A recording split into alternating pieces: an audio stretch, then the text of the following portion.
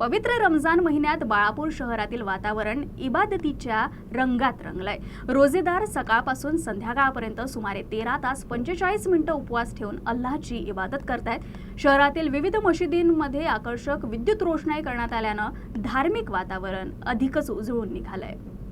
रमजान महिन्याला सुरुवात झाल्यानंतर शहरातील मुस्लिम बांधव रोजा ठेवत कुराण पठण आणि नमाज अदा करण्यात व्यस्त आहे। आतापर्यंत 1 अशरा म्हणजेच 10 रोजे पूर्ण झाले असून अजून 20 रोजे शिल्लक आहेत। रमजानच्या पवित्र महिन्याच्या निमित्तानं शहरातील अनेक मशिदींना रंगीबिरंगी विद्युत रोषणाईनं सजवण्यात आलं आहे।